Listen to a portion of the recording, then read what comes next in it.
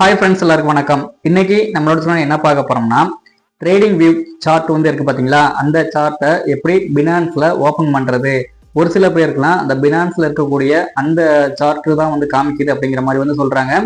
அதனால அந்த trading view சார்ட்டை எப்படி உள்ள கொண்டு வரது அப்படிங்கிறத நம்ம இந்த வீடியோ ஃபுல்லாவே பார்க்க போறோம். அதுக்கு முன்னாடி நம்ம சேனலை இது வரைக்கும் சப்ஸ்கிரைப் பண்ணாதவங்க சப்ஸ்கிரைப் பண்ணி வச்சுக்கோங்க. வாங்க வீடியோக்குள்ள போகலாம்.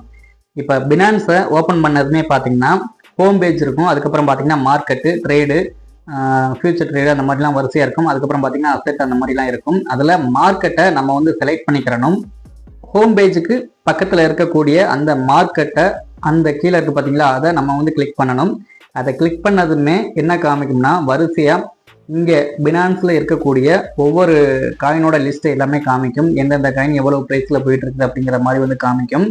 இப்போ நார்மலாக எல்லாருமே பிடிசியை தான் ஓப்பன் பண்ணுவாங்க. ஏன்னா பிடிசியோட நிலவரத்தை பார்த்து தான் ஒவ்வொரு ட்ரேட் வந்து பண்ணுவாங்க. இப்போ எக்ஸாம்பிளுக்காக நான் சொலனாவை எடுத்துக்கிறேன். சொலனாவை கிளிக் பண்ணதுமே மார்க்கெட்டோட அந்த சார்ட் வந்து காமிக்கும், என்ன ப்ரைஸில் போயிட்டு இருக்குது அப்படிங்கிறத.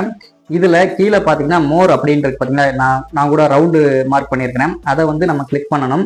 இந்த மோர் அப்படிங்கிற ஒரு ஆப்ஷனை கிளிக் பண்ணதுக்கு அப்புறமா தான் அதில் தான் நம்ம அந்த ட்ரேடிங் வியூவை ஓப்பன் பண்ண முடியும். இப்போ காமிக்கிறேன் பாருங்க.